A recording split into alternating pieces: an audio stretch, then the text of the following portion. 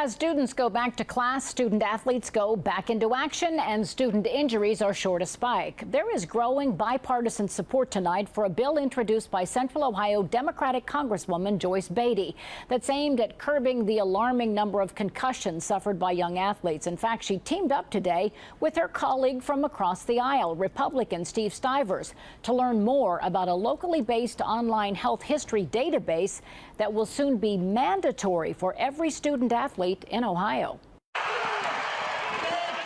The first football Friday night of the season is just around the corner, but the hitting and the hurting are already underway.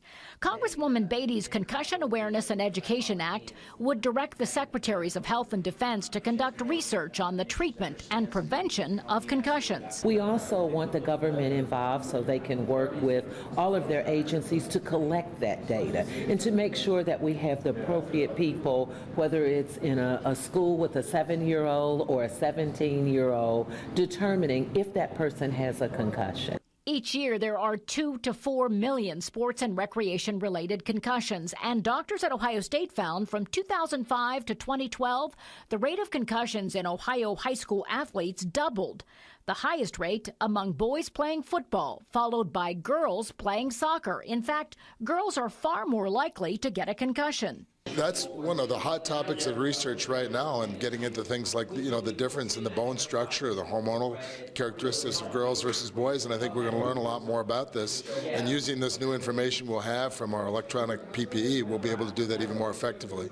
Doctors and athletics trainers in Ohio will soon be able to use a smartphone from the sidelines to instantly access a full medical history, part of the Privet system that will be mandatory in the new year and will replace all those paper forms. Privet do it online, secure, so they fill it out one time. It's a lot more concise. There's more information that can be put into a system versus just handwriting it, and it can travel with them. The Privet system plays into the requirements of Beatty's proposed bill, which is co-sponsored by her Republican colleague, Steve Stivers.